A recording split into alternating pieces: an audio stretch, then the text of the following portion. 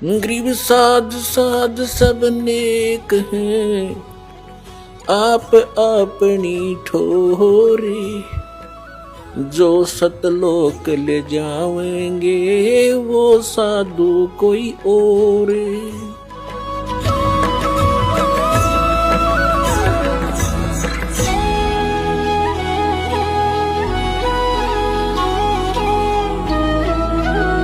हमने यहाँ से जाना पड़ेगा। जब आप यहाँ शरीर छोड़कर जाओगे तो ऊपर जाकर के जहां भी आप देखोगे ये दास के रूप में वो कबीर परमेश्वर आपको खड़े दिखाई देंगे।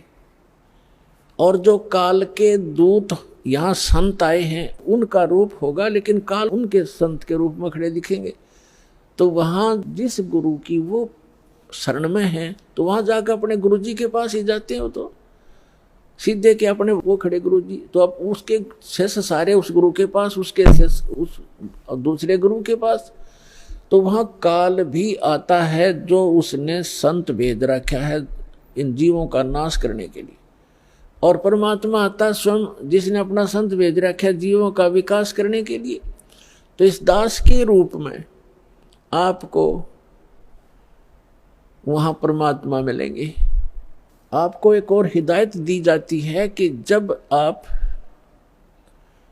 गुरु जी के पास जाते हो, प्रणाम करते हो, तो उसमें एक अभ्यास बनाओ कि सतनाम का सुमन अवश्य करें। प्रथम नाम मिला है तो प्रथम का अवश्य करें।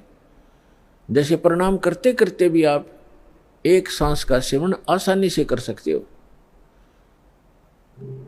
और उससे क्या होगा, जैसे यहाँ तो आपका अभ्यास बना रहेगा, भक्ति तो करनी है, तो उससे क्या होगा, जैसे आप वहाँ जाओगे, एक तिरकुटी एक इंटरनेशनल एयरपोर्ट समझ लो तिरकुटी, जब वहाँ पहुँचोगे तो वहाँ आपको परमात्मा मिलेंगे इस दास के रूप में।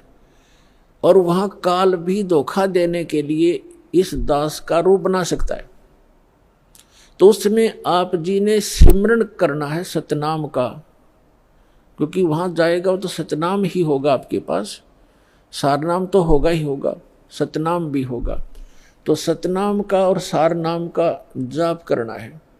तो सतनाम का जाप करने मात्र से, और प्रथम मंत्र भी अगर प्राप्त है, इसमें प्रथम और लास्ट 2 मंत्र हैं इस 7 मंत्रों में, तो ये दोनों मंत्र भी गजब के मंत्र हैं।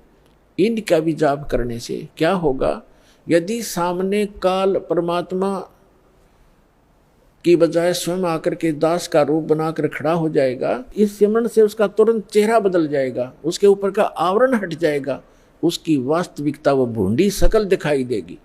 फिर आप अपने आप दूर हो जाओगे, फिर इधर उधर देखोगे। अब थोड़ा सा एक प्रश्न सुनाते हैं आपको, क्योंकि सत्संग के अंदर बहुत से हिदायत देनी पड़ती है। तो ये सुमन करने से भी अगर शकल नहीं बदलती है तो आपके ओरिजिनल गुरुजी और ओरिजिनल गॉड है। एक समय एक चंद्र विजय नाम का राजा था, उसकी इंद्रमती नाम की एक रानी थी, और वो बहुत भक्तनी थी भगवान की। पिछले जन्म से, पिछले पुण्य से ही अच्छी आत्माएं राजा बनती हैं, रानी बनती हैं, और इतना सुख होकर के भी जो परमात्मा की तरफ में भगवान की भक्ति में लगे होते हैं वो पुण्यात्मा विशेष होती है। वो माई जो है उसने एक गुरु बना रखा था। उस गुरु जी ने बता रखा था कि भगवान विष्णु, भगवान शिव की भक्ति करनी चाहिए, श्री राम की भक्ति करनी चाहिए, 68 तीर्थों पे जाना चाहिए, 68 तीर्थ करना चाहिए, एकादशी का व्रत रखना चाहिए। अब जैसे एक नियम है, कहते हैं धन चाहे तो दान कर और मोक्ष चाहे भज राम। तो हमने यहाँ इस काल के लोक में रहना है तो धन भी चाहिएगा और राम भी प्राप्त करना है, तो हमने दान भी करना है और सच्चा नाम भी जपना है।